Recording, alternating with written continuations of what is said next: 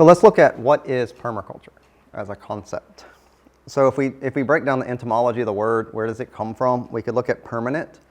Permanent is from Latin, it means permeans, to remain to the end, to persist throughout. So something that's going to last, say, forever. And culture, from Latin, is cultura, civilization of the land and or the intellect. And it's interesting that when people were in Roman times, that in order to vote, you must have been a farmer or landowner. So a person who lived in a city was not eligible to vote. They were not considered intellectual. They were city dwellers, if you will. So that's now generalized to mean all of the habits, beliefs, and activities that sustain human societies is what we kind of describe culture. What is our culture? So what is permaculture from Bill Mollison from the Designer's Manual? Permaculture is a philosophy of working with rather than against nature, a prolonged and thoughtful observation rather than prolonged and thoughtless labor. So I kind of stop there. What does that mean? Well, it's like, for me, the way I think about it is if I want to interact, and we're going to get into what we call in permaculture systems-based thinking. So we start to break our components, our elements, and put them into systems. Well, if I'm going to intervene in a system, I want to pick the point where I intervene that I get the maximum output for the minimum input, meaning that I want to get the most bang for the buck, or my time. So if I work with this anymore, I'm actually having to work a lot to get not a lot. So I want to get that tipping point, and that's where this thoughtful observation comes in. Where is the point, if I thoughtfully think about this work that I need to perform, that I get the most yield for the minimum amount of input or my work? That's what permaculture is really about, being more thoughtful. It's also looking at plants and animals and all of their functions rather than treating any area as a single product or system. It's very interesting in Permaculture, the book or the documentary by Bill Mollison of Grave Danger of Falling Food, the permaculture concept. He's actually in the Amazon. There's a translator he's speaking to basically an Amazonian Aboriginal elder of the tribe. He asked the elder, says, in the jungle, what do you think about the plants and the animals of the jungle? And then the person asks him, and the elder says, only an ignorant person can describe, or basically describe plants and animals as differently. So in their language, there was no words for the differentiation between plants and animals in the jungle. It was just the jungle. And then the elder went on to say, he said, in order to support a hunting pair of jaguar, it took 60,000 hectares of pristine Amazon. So everything had to come together to support the pair of jaguar. So how do you separate the jaguar from the jungle? And without the jaguar, there's no jungle. And without the jungle, there's no jaguar.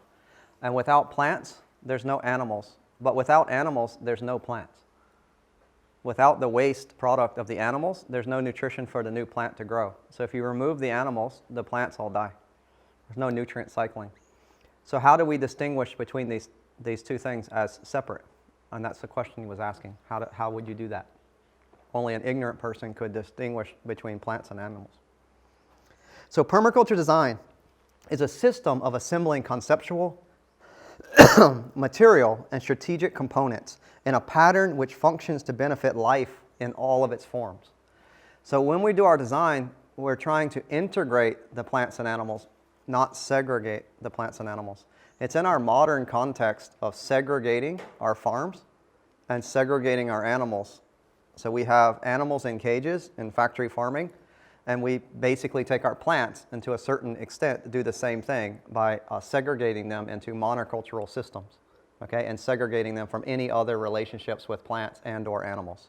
This creates the waste streams, the pollution streams, and the problems with, say, like insects and invasiveness. That is really the separation that creates the problem. When we bring things back and we make it more inclusive, we create an ecosystem. The ecosystem then balances itself into resiliency. Thus, in a forest, we don't see any waste. We don't see pollution. We see a balanced system of plants and animals. So David Holmgren's definition, permaculture is a creative and conscious design process that is based on ethics and design principles. It guides us to mimic the patterns and relationships we can find in nature and can be applied to all aspects of human habitation, from agriculture to ecological building, from appropriate technology to education and even economics. So here we start to get to the, similar to our tree of life here at Raktamachat that I like to utilize for my thought patterns on how I help to segregate permaculture for me to more manageable chunks. We start to see here how permaculture has a view or a mindset to be able to utilize each of these disciplines, if you will, to create an overlying concept of what is permaculture. From Jeff Lawton, permaculture is the conscious design and maintenance of agriculturally productive ecosystems which have a diversity, stability, and resilience of natural ecosystems. It is the harmonious integration of landscape and people, providing their food, shelter, energy, and other material and non-material needs in a sustainable way. Very similar to the definition we heard at the beginning, just say reworded, which is a lot of times how everything is, right? We can see that everyone's going to be able to have their personal way of seeing permaculture, and it may be slightly from a different perspective, but functionally what we're doing is trying to interpret in a definition with words how nature works. So how and what is our relationship and interaction with nature? This is the basis of what these definitions are trying to describe. From Toby Hemingway, permaculture is a design approach to arrive at solutions, just as a scientific method is an experimental approach. In more concrete terms, permaculture tells us how to choose from a dauntingly large toolkit. And this is where I get my analogy of trying to show you the plumber thing. We have tools and we can develop tools, okay? It's a way of using these definitions to form a mindset of how we view some particular concept, permaculture. All the human technologies and strategies for living to solve the new problem of sustainability. It is an instruction manual for solving the challenges laid out by the new paradigm of meeting human needs while enhancing ecosystem health. And we're going to come back to paradigms at the end when we get more into community. But paradigms are a way that we see things. We each have our way of viewing the world. None of these see the world the same. And we're not seeing the same reality at the same time. Our reality is shaped by our belief systems. So if we want to change the modern paradigm, which the world's paradigm now is basically on capitalistic growth, right? This is the paradigm. If we'd like to see that world paradigm change, we need to just look for what tools are available to us to shift that paradigm. And that's where permaculture is going to allow us to, one, appreciate there are different paradigms. Two, to ask ourselves how we can change or shift a paradigm. So how can we see a paradigm shift? And we'll come to that at the end of the class. And from Wikipedia, because we now know Wikipedia is the go-to resource in the world. Permaculture is a branch of ecological design, ecological engineering, environmental design, construction, and integration water resource management that develops sustainable architectures, regenerative and self-maintained habitat, and agricultural systems modeled from natural habitats. Sounds like an engineer would have wrote that. So, the prime directive of permaculture. Bill distilled the book down and he says, well, if there's a thesis statement, here's the thesis statement of permaculture in the designer's manual. The only ethical decision is to take responsibility for our own existence and that of our children. Make it now. What's interesting is this was written prior to the word of sustainability being accepted. Our accepted definition now comes from the Brundtland Commission. So at this point, that's really, really close to what the definition of sustainability is. That basically the consumption for future generations. So we're going to keep coming back to that. So we have a personal choice how we live our lives, and we make decisions on what we do now, hopefully, that future generations have ability to do things. So if our actions now take away from future generations having access to resources, that's unsustainable. If our actions now either are neutral or provide for future resources, that's sustainable. So that's the definition of sustainability in line with what permaculture's prime directive is. Cooperation, not competition, is the very basis of existing life systems and of future survival. So what we see in a forest, or like say a forest or a jungle, when we go in, we see things competing in time and space. So when we get into more of the food forest aspect and we're understanding spatial relationships, we have relationships in multiple dimensions, if you will. And in permaculture, we describe it as time, a time space, and the time and space. So the plants are competing for time and space, but they don't typically try to kill each other. So they have more of a dance, and that's called succession. So the successional nature of a forest is basically time and space relationships. So we're going to go through that as a concept to see how we can see how the plants are doing that. And that's where there's a derived, or a lot of things people like to say especially when we're doing practicals and things, there's no competition in permaculture, meaning that we're not striving to try to make the other person go out of business or trying to make this. We're trying to find where we can fit in this element with its time and space where it doesn't bother the other elements. So they all can fit in nicely within this time and space.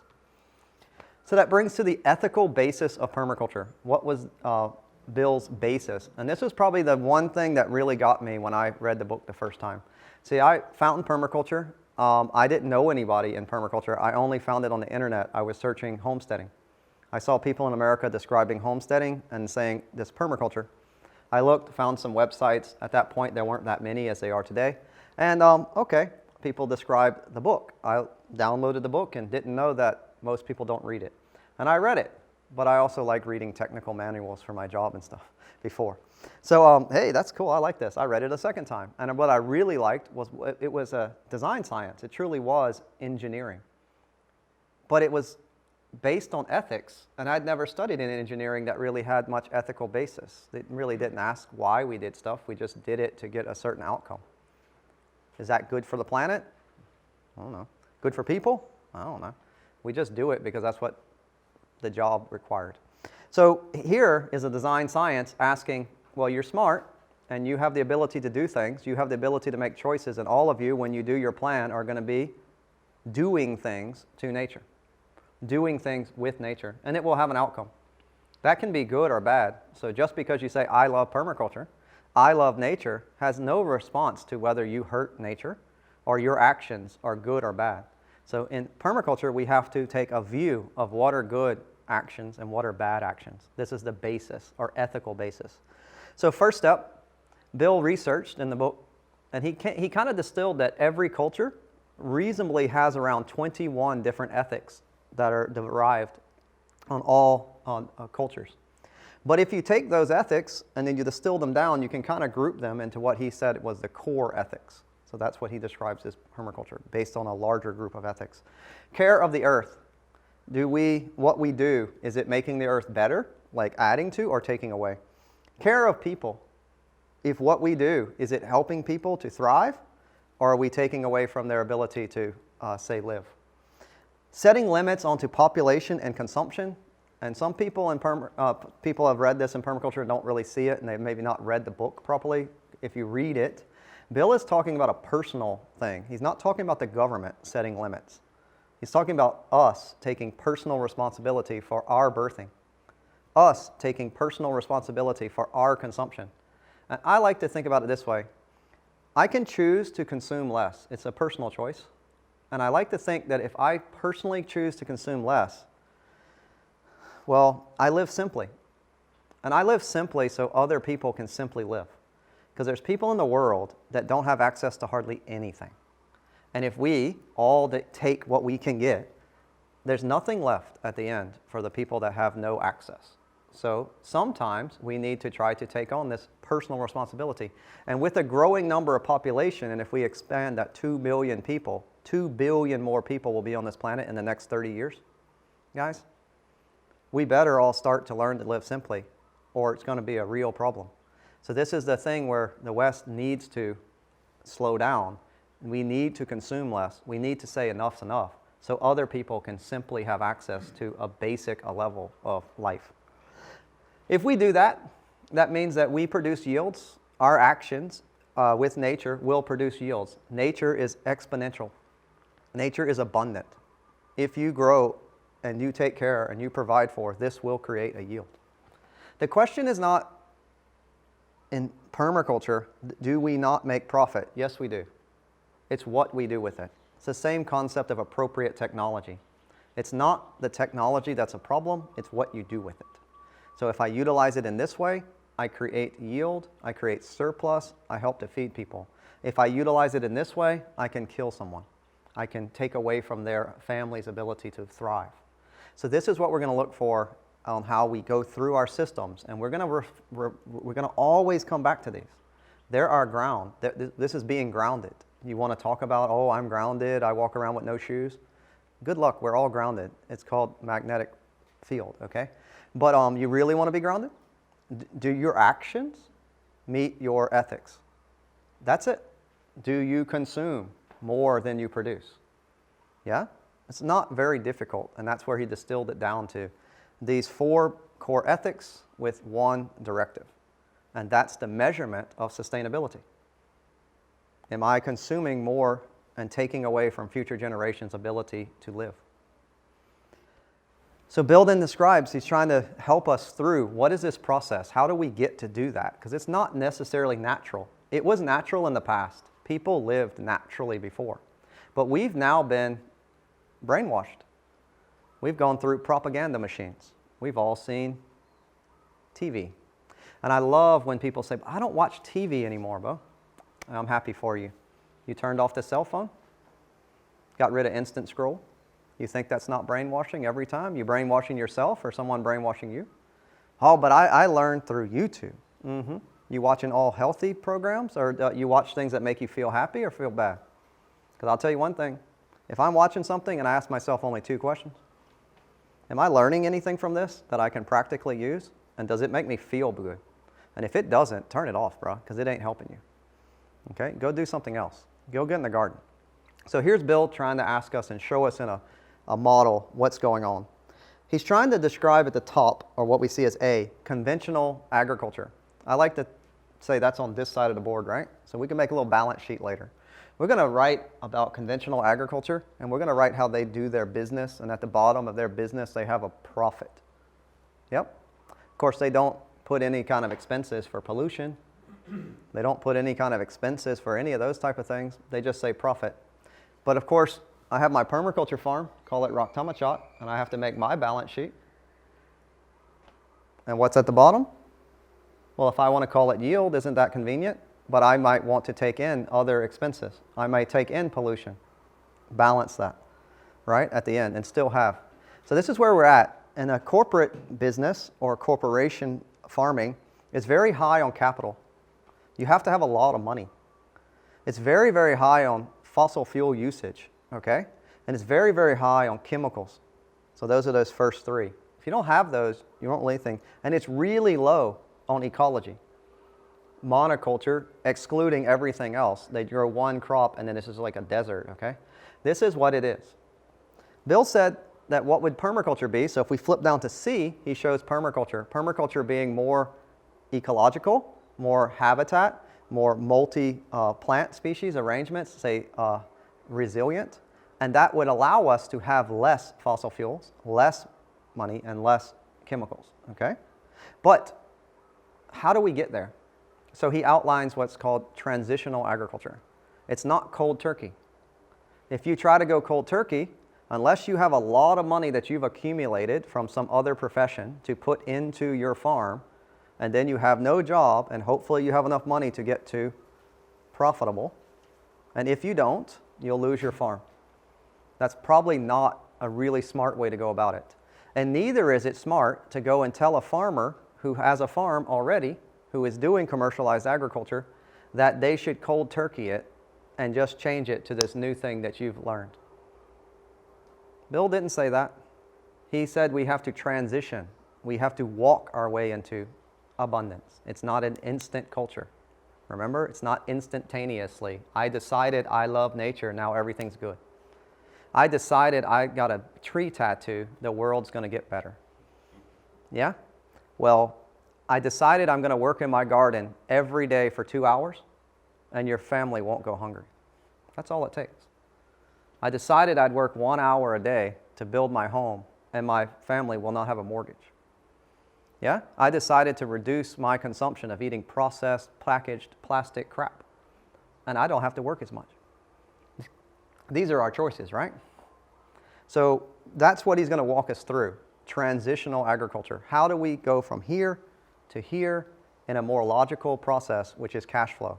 So we don't have to have a lot of money. Because people say, oh, I don't have a lot of money. Don't worry about it. Permaculture is not a relationship to a lot of money. It will make you money. Trees grow, but they grow from a seed, and that seed hardly costs anything. And you know, if you got friends, you can get it for free. Most of the plants that I have here at Raktamachat, I got what I like to describe as a 5-finger discount. I know how to propagate every plant. I can look at a plant through observation, through my experience, and tell how to propagate it. So do I take a cutting? Do I need to put an air layer? Do I need to wait for seed? I can tell when it's going to go to seed, so I'll come back in 2 months when it's in seed and take the seed. So I can get the plants for free. I don't have to pay for them, okay? And then, if I put them into the correct environment and I wait and I have my time element, the plant will grow up and reproduce itself exponentially. I tell y'all guys a secret. I was really into math. That's what I used to do there in Singapore. Really good at that stuff. Did algorithms. I was the guy that did all their fancy stuff to make sure that they didn't have to pay for all the pollution, right? Yeah. I got into permaculture. I start reading this technical design science manual, and I start to learn something, and this is my word that I use to describe it, natural wealth. I said, wow. I calculated the growth of a tree. I calculated the diameter by measuring the rings and the height over a certain period, and I decided that it had a yo-yo return of 14% per year. I'd never seen any investment that could do that. I said, man, you plant a tree, 20 years later, it's got a compounded growth of 14% per year compounded. Tell me what bank does that? Wow. And the whole time you can eat mangoes. Natural wealth, amazing. So I'm looking at that, and yeah, I love the natural aspect of it. I love nature. Who doesn't? But we have to live, right? We have to produce for our families. And the beautiful thing about nature is I can produce for my family, and I still have a surplus to share with others. Yeah? I, in my past career, built all kind of really nice, interesting things, billion-dollar projects. And at the end, they have a design life of 10 years, and they're scrapped, and you build a new one. Raktamachat has no design life. It's infinite as long as people want to live here. My energy is now put into something that's infinite, not something that is recycled after 10 years. This is a much different thing, and that's what I want to walk you guys through, this process. And it's probably something, to be completely frank, you've watched all the YouTube videos. There's no one talks like this. It's the one difference. You have an engineer, a successful business person, top end in my career, probably ranked 5th in the world at what I did. Hey, it's just how we think about things. So if we bring the same concept of logical engineering to permaculture, and we learn about the plant and what it needs, it's exponential how many plants you can make. Easy to make. Your biggest and hardest thing you're going to have to do in this course is decide what lifestyle you want. And then you're going to have to pick a few elements that you'd like to use to provide for that lifestyle. That's your only hard thing you have to do. Everything else, easy. Decide what lifestyle you want, decide how much free time you need, decide what kind of relationships you want to foster, and then decide what type of natural wealth system you'd like to provide for your family. No, it's nothing more than that. Okay? So that's what we're going to walk through. So it's a process, how we get from here to there. It's not instant, it's a process. But we have to start looking at systems. We're going to do what's called systems-based thinking, whole resource management. This is called the industrial egg. This is an egg that I go to a supermarket, I get a crate of eggs, I bring it home, I crack it, I cook it. Industrial egg. Where did it come from? What's the supply chain management of getting that egg to my plate? Well, if we keep eggs in cages, we got to go get iron ore, take down mountains to build steel to make cages. And of course, if we need to grow food for the chicken, in monoculture situation, grains, because chickens eat grains, so we go and do that. We need to have pesticides, biocides, fertilizers, plastic packaging. In order to do that, we need to get oil, so we go offshore, we drill for oil, we bring it to a refinery, we refine it into all of those processes. We send that to the farm. Of course, we need to have diesel in our tractors. After we do that, we can harvest that grain at a 10 to 1, yeah? Energy, 10 times the energy goes into the 1 calorific calorie out, and we'll send that to a holding plant. We'll finally truck that to some kind of pelletized mill. We'll grind the grain up, and did you know that chickens eat fish? Yeah. Chickens eat fish, that's obvious, right? Because we have this big fish industry, and where do you think all the bad parts go? What do you think they do with the eyeballs, the tails, the fins, the scales? They grind all of that up, that's protein. So that, well, we got to have a fishing industry, so we got to go out in the oceans and catch all those fish, right? So that we can eat the good parts, and we grind up the bad parts, and we pelletize that to chicken pellets, and then we transport that to the battery cages, where we keep the poor chicken, who doesn't actually have enough room to stand up, so when it stands up, its head has to stick out. And then it makes some eggs, and the egg comes out, we package it, clean it. Nice packaging goes a long ways, right? And we sell it for a really inexpensive price, and then all of the vegetarians in the world can have their protein. And did you know that if you want to make some easy money, guys, all you have to do is look at the increase in the consumption of eggs in the United States over the last 10 years? It's increased by 30%. So we haven't stopped eating animal protein. We just shifted where the protein comes from. But of course, we wouldn't want to try to describe eating an egg raised like this versus a cow who was grass-fed its entire life. Okay? Because protein is just protein, right? Our body can't tell any difference. So this is what we're going to have to get into, looking about how our food is provided to us and the energy involved in producing that food. But of course, that's what we call the industrial egg. Remember those guys? But if I want to make a permaculture egg, I might not ethically be able to do that. See, this goes against my ethics. Bill helps us out, as he always does. Call him the father, right? He says, well, what if we look at it more like this? What if we have like a little homemade chicken house, and our chickens can walk around in their little, call it food forest area? The majority of their food is probably from things that are grown in the food forest that they're able to eat. Here he shows a nice tree. It's called a Jamaican cherry. We'll look at that later. That's actually the same trees that grow over the Raktamachat's chickens' housing. Really, really lovely cherry, but it has about 1,000 seeds inside of it. Yeah?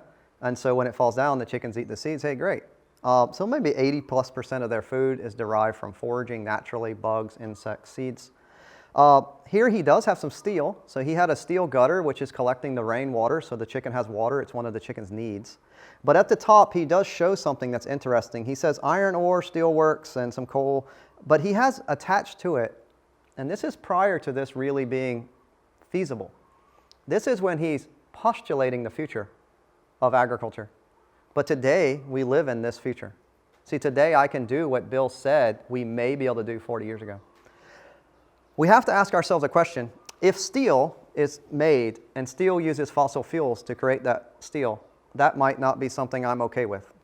But if I used solar energy to create the steel, and both steels are sitting on the table, which one would you want to buy? See, one could be classified as sustainable, and the other is classified as non-sustainable, and the difference is where the energy comes to produce the product, not the product. Yeah? So now we start to see that we're classifying where the energy comes from is the key point. Is it a sustainable energy source, or is it an unsustainable energy source? The definition here of sustainability tied to energy. So Bill used steel, and he said that was appropriate, and maybe even more appropriate if if that steel was made from a renewable energy source, where there are actually plants that do that. So we can make that choice today. We can choose to spend our money on products that are more sustainable than other products. And that egg comes out, and he calls that a permaculture egg. And you know, you'll have to make your own assumption about the quality of the egg. See, that chicken that's eaten mostly forage, a very wide variety of things, okay, in a naturalized state, interacting with other chickens, doing what chickens do. Did you know that once we start to learn about chickens, because we could go on for like 3 hours just about a chicken, let me tell you. Chickens take baths. in dust. So in order for a chicken to clean itself and not have oils, it actually rolls around in dust, which is called a dust bath. So in order for it to be hygienic, yeah, and not get diseases in its feathers and stuff, it needs to take dust baths. How do they take baths when they're in cages like that? I won't know if that would pass the definition of being what we might describe as holistic. To understand the holism of a chicken, to understand its needs, its wants, its inputs, its outputs, and its relationship to our whole system and to us. This is what we're going to get into. This is the design science of permaculture. To actually study, observe, and know about what a chicken does. Then put the chicken into the right place like it would be in nature. Because where do chickens come from, guys? Think they come from cages? Yeah. Where is the egg in nature? Where does it hatch? Where do they live in nature? If I went and found a chicken, I want to go get a wild chicken. Where's the wild chicken from? From a jungle. They call them jungle fowl. So probably Southeast Asia where we're at now. And then they've been domesticated around the world. So they took them from their naturalized habitat, living in trees. That's why they perch or roost. Yeah? And now we build them artificial roost, or in some instances, they don't even get a roost. They just have to walk on wire, right, in a cage. So how far have we come? That's what we're going to look at. So that's going to bring us to ethics, or what's described as ethics on natural systems. This is the basis of ecology. So it's great to say, I have ethics, but sometimes that might not be enough. So Bill's leading us into saying, but what if people just won't stop? What if it's not good enough to say, I don't agree? So we might have to have an opposition to any disturbance of remaining natural forest. We've cut down so much that we can't really cut down anymore. So it's not just good to say, hey guys, you need to stop. We might have to actually stand up and say, if you don't stop, we're going to have to do something. We might have to take some direct action. What about rehabilitation of damaged systems? We've created these type of farming systems, and when they get to low profitability, they just move on. And they leave this ecosystem and destroy the ecosystem. Well, we could take a stance that we as permaculturists believe that our type of agriculture can rehabilitate damaged ecosystems. So we may look at that. We would utilize things like complex pioneer species, legumes, and long-term plant assemblies, guilds, trees, shrubs, and ground covers to rehabilitate a damaged ecosystem. You know what's beautiful about that? When we rehabilitate, like Raktamachat, I bought it. It was a corn farm. 20 years, they did corn monoculture year after year after year. I purchased it. The person who owned it cleared it, thought he was doing us a favor, and tilled all the corn stubble into the ground. So when I saw dirt, we had one tree. Yeah, one tree on the whole property. 75 acres, got one tree. Now it looks like a little jungle. 8 years, you think permaculture doesn't work? Yeah? To go from the most degraded way they could leave it to abundance in 8 years. Okay? A lot of hard work at the beginning, but hey, towards the end, it's an exponential curve. Right now, we just got to walk out and basically harvest food. Want to eat some bamboo for lunch? It's right there. Yeah? This is the type of thing. So that's what we're going to try to look for. And establishing new plant systems. We need to be looking around the world for what is the future of food. Perennialized vegetables. What vegetables can we eat? Like Malabar spinach that we have in the garden. It's a perennial, and we get spinach every day, and it even grows well in the dry season. These are type of food systems. Bamboo, where we can have fermented bamboo. It's a great soup, okay? But it's perennialized. And we start to see that vegetables is a cultural word. There is no such thing. Okay, guys, I want to take away a little bit of ignorance, and I appreciate if you would stop speaking to me ignorantly. It kind of bothers me most of the time. Vegetable is a cultural word. It's not a scientific word. It's not botanist. You describe vegetables because what have you culturally been described as a vegetable. But if you come to Thailand, you ask Len or you ask Deer, what are vegetables? They'll tell you the Thai vegetables. You would then say, oh, but those are herbs. It's because they probably are herbs if you want to speak scientifically. I mean, like that tomato y'all like. Is it a vegetable? Nah. What is it? Fruit. What about cucumber? fruit? It has seeds, right? So anything with seeds. Your ginger you got this morning is a root crop. What is a vegetable?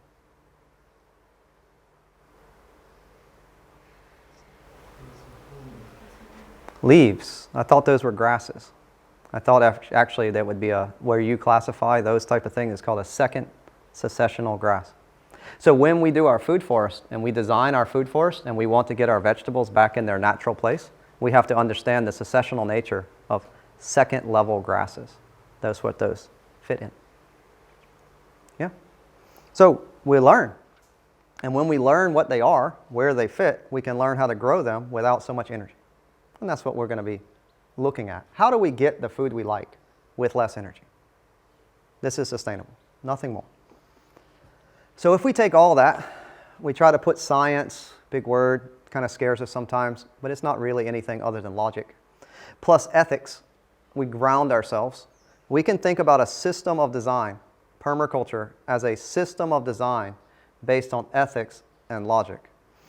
If we do that, we can create methods, different ways we can approach design in permaculture. So we start breaking it, the method for earthworks, the method for water systems.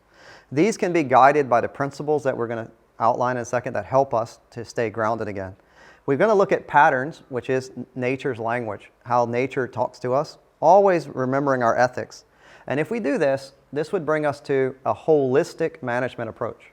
So I have responsibility that I take to teach you now, but I also have the responsibility of managing Raktamachat's broad-scale agriculture. I have to manage its intensive agriculture. I need to manage my family, right? I have things I do. But I'd like to think that in a holistic management approach, I understand that we need balance of all the systems at the same time. If one is really the best one in the world, I've got the best food forest in the entire world, right? Look at my food forest, but I have no annualized garden, so there's no food in that balance. It's not going to be balanced, right? What if, hey man, come look at Raktamachat. We have everything, but there's no place for you to stay. We don't practice natural building, so you have no house. Stay in a tent. You say, well, Bo, you've been here for 8 years. You still couldn't make a place for someone to stay? Nope. Man, my food forest is the best. This is not balanced. And that's what we're going to have to use the tree to keep us in balance, to make sure that we're not the best at anything. It's not really the point. It's to be good at this balance of the things we need to be holistic. And that keeps us more, say, grounded in that way.